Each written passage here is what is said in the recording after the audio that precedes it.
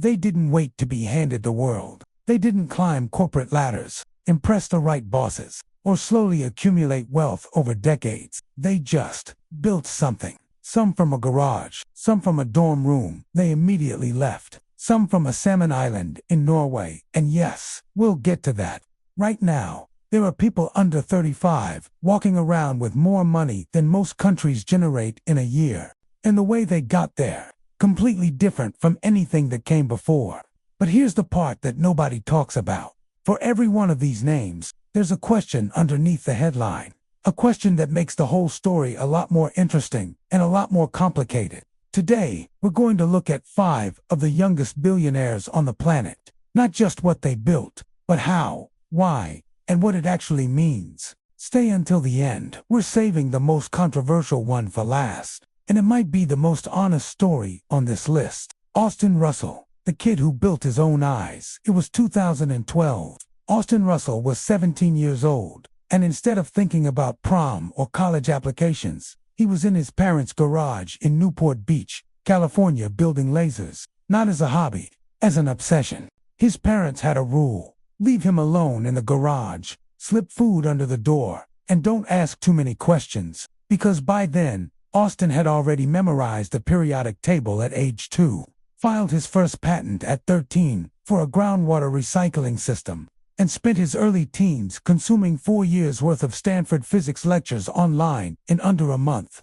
The kid didn't need school to teach him things. He needed space to build things. So when he got into Stanford, one of the most elite universities in the world, he stayed exactly 3 months. Then Peter Thiel offered him $100,000 to drop out. Austin's response was essentially, "I was going to leave anyway. The money's just nice." That $100,000 became Luminor Technologies, a company that spent its first 5 years in complete stealth mode, quietly engineering better LiDAR, the laser-based sensor system that allows self-driving cars to actually see the world around them. The problem with existing LiDAR at the time, it cost $75,000 per unit.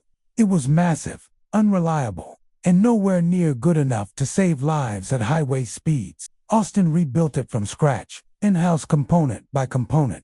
In December 2020, Luminor went public on the NASDAQ.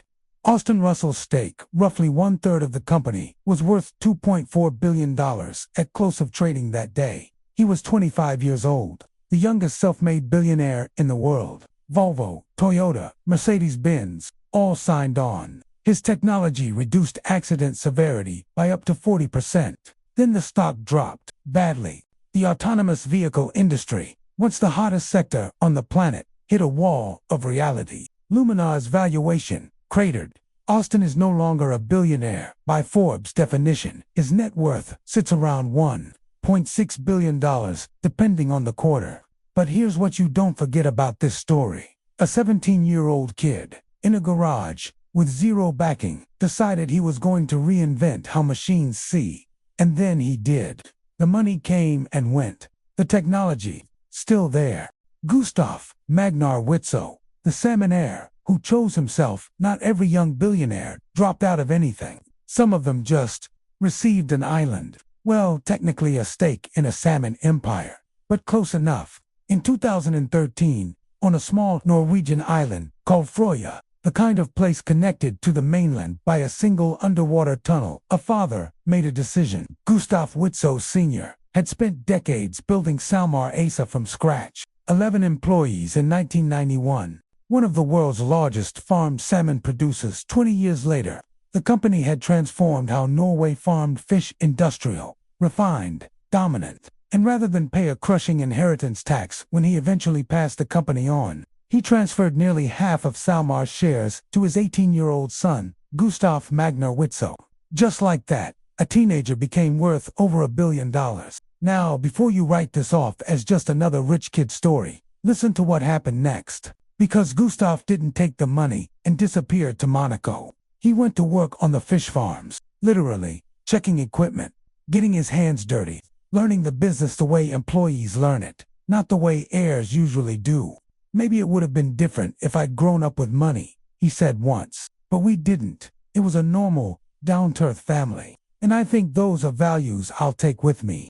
At 19, He also served 2 weeks in prison for reckless driving clocked at 116 kilometers per hour in a 60 zone, which is somehow both the most billionaire thing and the most normal 19-year-old thing on this entire list. Today, at 32, Witso is worth around $3.5 billion.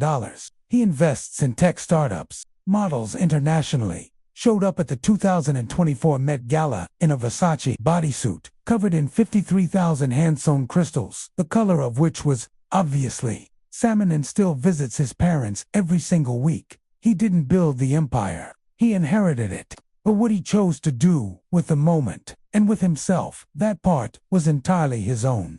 Kylie Jenner, the billion-dollar question. Let's be honest about what this story is, because there are two ways to tell it, and only one of them is interesting. In March 2019, Forbes made an announcement that broke the internet. Kylie Jenner, age 21, was the youngest self-made billionaire in history. She beat Mark Zuckerberg, who'd hit that milestone at 23. The reaction was immediate. Half the internet celebrated. The other half went absolutely feral. Because there's that word self-made sitting right next to someone who grew up on a globally watched reality show, with a mother who manages every dollar, a half-sister with 300 million followers, and more industry connections by age 14 than most founders see in a lifetime. Forbes defines self-made as someone who built their wealth rather than inherited it. By that definition, Kylie technically qualifies. She used her own money to launch Kylie Lip Kits in 2015. They sold out in minutes. The company scaled to $360 million in annual revenue in 3 years. She owned 100% of it. What Forbes didn't qualify is what it means to have 128 million Instagram followers before you sell your first product. What it means when your mom is your manager and your distribution network is your family's global celebrity infrastructure. Then in 2020, the story collapsed. Forbes published an investigation titled, "Inside Kylie Jenner's Web of Lies." The accusation that Kylie's team had allegedly inflated revenue figures and provided forged tax documents to make her appear wealthier than she was. Coty had acquired 51% of Kylie Cosmetics for $600 million, and the paperwork that followed showed that business was significantly smaller than publicly stated. Forbes stripped the billionaire title, revised her net worth to between $700 and $900 million. Kylie denied everything. Here's what I actually find fascinating about this case. It doesn't matter which version you believe. The more interesting question is, why did the lie, if it was a lie, need to exist? Why wasn't $700 million enough? What is it about the word billionaire that made it worth forging documents, allegedly to claim? Drop that in the comments. I read every single one. Alexander Wong, the kid who sold the fuel for the AI war, Los Alamos, New Mexico. January 1997, a city famous for one thing, the birthplace of the atomic bomb. Alexander Wong was born here, two Chinese immigrant physicists working at the National Laboratory. The irony is almost to clean a kid born in the city that built the weapon that ended one era of global power, who would grow up to help build the technology that defines the next one. He went to MIT, left after 1 year. Not because he was failing, because he'd already started something better. At 19, with co-founder Lucy Guo, he launched Scale AI. The idea, simple enough to sound boring, until you understand what it actually means. Every AI system you've ever used, every chatbot, every recommendation engine, every image recognition system was trained on data. Labeled, sorted, human-verified data. Scale AI became the company that produced that data at scale for everyone. OpenAI, Microsoft, Meta, the U.S. Department of Defense. By 2021, Scale's valuation hit $7.3 billion. At 24, Alexander Wong became the world's youngest self-made billionaire in history, taking the title from Austin Russell, who held it for less than 2 years. His net worth today, $3.6 billion.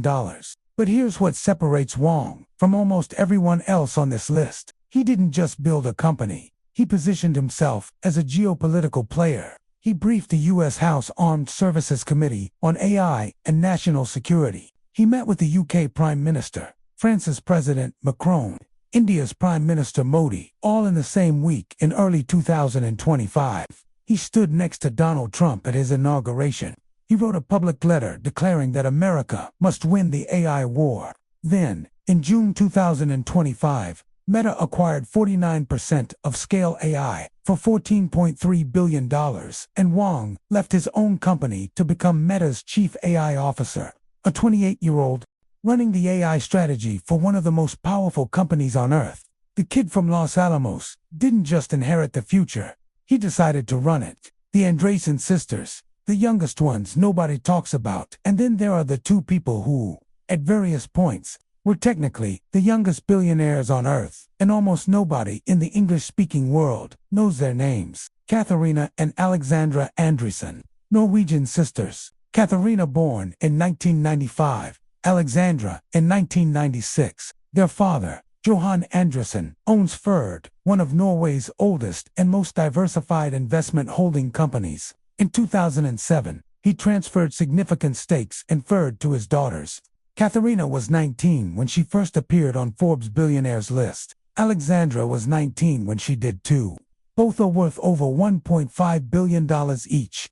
Both have taken active roles in the family business, sustainability investing, stakeholder capitalism, long-term value thinking. Nobody made a Netflix documentary about them. No Forbes cover declaring them self-made legends. No Twitter war about whether they deserved the title. Because they never claimed the title. They received an enormous inheritance, acknowledged it, and built quietly, which, in the current era of billionaire mythology, might actually be the most radical thing you can do. 5 names, 5 completely different answers to the same question. What does it actually take to be worth $1 billion before you're 35? One kid built lasers in his garage. One inherited salmon and still showed up to work. One may have told the world a number that wasn't quite true. One positioned himself at the center of the most important technological race of our generation. And 2 sisters just got on with it. Here's the question I'd leave you with. Which version of this story do you think we celebrate for the right reasons? The dropout, who built something real. The heir, who earned it anyway. The person who inflated the number, or the ones who never needed to? Because the way we answer that question says a lot more about us than it does about any of them. Next video, we're going inside the world's most secretive billionaire dynasties, the families who have stayed rich for 3, 4, even 5 generations, how they did it, and why most billionaires today will be forgotten in 2. If you don't want to miss that one, subscribe. It drops this week. See you in the next one.